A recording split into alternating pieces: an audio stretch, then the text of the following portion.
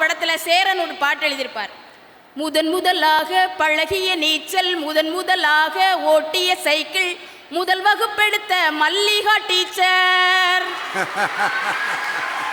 முதன் முதலாக அப்பா அடித்தது, முதன் முதலாக சாமிக்கு பயந்தது, முதன் முதலாக வானவில் ரசித்தது, முதன் முதலாக அரும்பிய மீசை, முதன் முதலாக விரும்பிய இதயம், முதன் முதலாக எழுதிய கடிதம், முதன் முதலாக வாங்கிய முத்தம் முத்தம் முத்தம் முத்தம் முத்தம் முத்தம், முதன் முதலாக கொடுத்த முத்தம் அது தாயின் முத்தம் மட்டும்தான் நடுவர் அவர்கள்.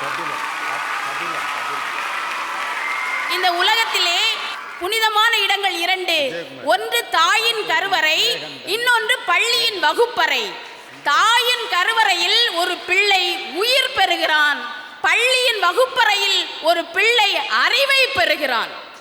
இந்த காலகட்டத்தில் அறிவை விட புரிதல் தான் மிக முக்கியம்.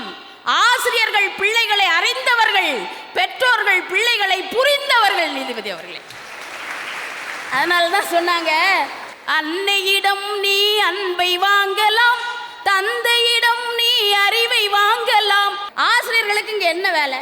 அன்னையிடம் நீ அன்பை வாங்கலாம், தந்தையிடம் நீ அறிவை வாங்கலாம், ஆசிரியரிடம் நீ அடியை வாங்கலாம். அவ்வளவுதான் நடுவர்களே, அடிதான் வாங்க முடியும். எங்க ஒரே ஒரு விஷயம் கேட்குறேன், தான் பிள்ளை நல்ல மார்க் வாங்கணுங்கிறதுக்காக கோயிலில் போய் அப்பா மொட்டை போடுவாருங்க, டீச்சர் முட்டை போடுவாங்க. இந்திரா டீச்சர் அங்கே ஒரே ஒரு விஷயம் சொல்கிறோம், கற்றுக் கொடுப்பவர்கள் எல்லாம் ஆசிரியர் அல்ல, யாரிடத்தில் நாம் கற்றுக்கொள்கிறோமோ அவர்கள் தான் ஆசிரியர்கள். நாங்கள்லாம் எங்கள் வீட்டில் சண்டை வந்தால் பிள்ளைகளை தொட்டில் போட்டு சண்டையை சமாதானப்படுத்துறதுக்கு தாலாட்டு பாடுவோம். சண்டை சமாதானம் ஆகிறதுக்கு ஒரு தாலாட்டு இருக்கா? அது என்னன்னு கொஞ்சம் சொல்லுங்கம்மா, பாடுங்க. பிள்ளைய தொட்டில் போட்டு எங்கள் வீட்டு பக்கத்துல எல்லாம், பூமியும் நல்ல பூமி, எனக்கு வாச்ச புண்ணியர் நல்லவரு, புண்ணியரை பெத்தெடுத்த பெருங்குரங்கே தொந்தரவு. யாரு? எங்க மாமியார். மண்ணும் நல்ல மண்ணு, எனக்கு வாச்ச மன்னவர் நல்லவரு,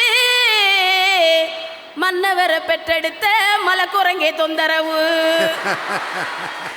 பிள்ளைக்கு புரியாது, மாமியாருக்கும் புரியாது. அழகா அந்த தாலாட்டிலேயே நாங்க எவ்வளவு தோழமையோடு அந்த குடும்பத்தை கொண்டு போறோங்க. அம்பேத்கரை பற்றி சொன்னீங்களம்மா, நாங்கள் மகிழ்ச்சி அடைகிறோம். அம்பேத்கரை ஆதரித்தார்கள், தாமஸ் ஆல்வா எடிசனை நிராகரித்தவர்களும் ஆசிரியர்கள் தான் என்பதனை மறந்து விடாது.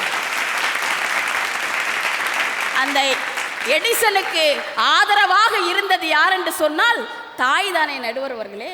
உண்மையான ஹீரோ யார் தெரியுமா? உண்மையான ஹீரோ யாரு? சினிமாவில் நடிக்கிறவங்களா? இல்லைங்க. உண்மையான ஹீரோ யார் தெரியுமா? 5 நிமிஷம் நாம சாப்பிட்றதுக்கு 5 மணி நேரம் உழைச்சி அந்த சாப்பாட்டை தர்றாளே அம்மா, அந்த சாப்பாட்டை தருவதற்கு காரணமாக இருக்கிறாரே அப்பா, இவர்கள் தான் உண்மையான ஹீரோக்கள். இல்லைன்னு சொல்ல முடியுமாங்க? சின்ன பிள்ளையில நம்ம பிஸ்கட்டு பிஸ்கட்டுன்னு அழுதோம், இப்போ ஃபீஸ் கட்டு ஃபீஸ் கட்டு ஃபீஸ் கட்டுன்னு அழுறமே.